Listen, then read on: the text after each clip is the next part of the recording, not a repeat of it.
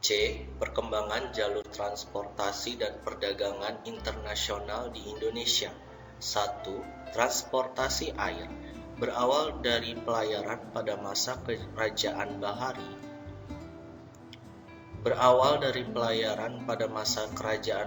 Atau Sriwijaya dan Majapahit yang dilakukan oleh Laksamana Cheng Ho, pelayaran Portugis sampai Spanyol, dan pelayaran VOC pada abad ke-16. Laksamana Cheng Ho melakukan pelayaran dari Tiongkok ke Samudra Hindia, melewati Kepulauan Indonesia bagian barat, sampai ke Timur Tengah dan pantai Timur Afrika dengan tujuan ekspedisi laut yang banyak menginspirasi dalam pelayaran Spanyol dan Portugis dalam bidang perkapalan.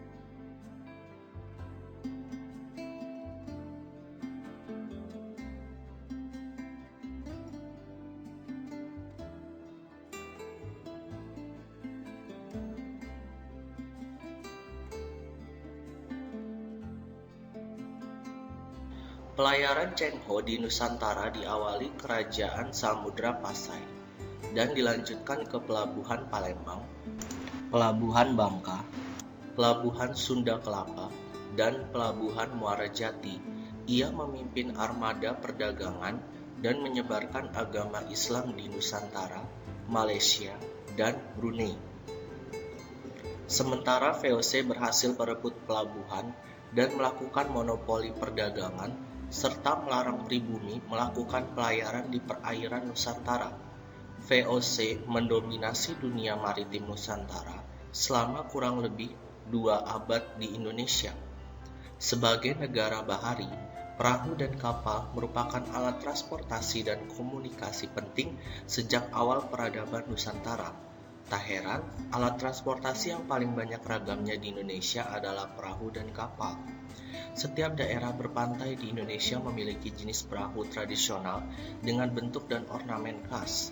Misalnya, pinisi dari Makassar, sope dari Jakarta, alut pasa dari Kalimantan Timur, lancang kuning dari Riau, gelati dari perairan Bali, dan kora-kora dari Maluku.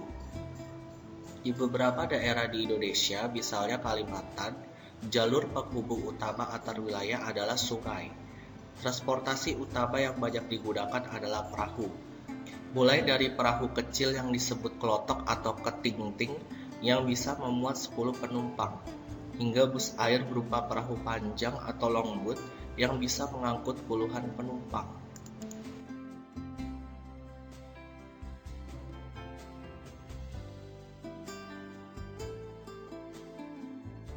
2. Transportasi darat. Dalam bidang perhubungan darat, peranan jalan raya sebagai media lalu lintas semakin penting.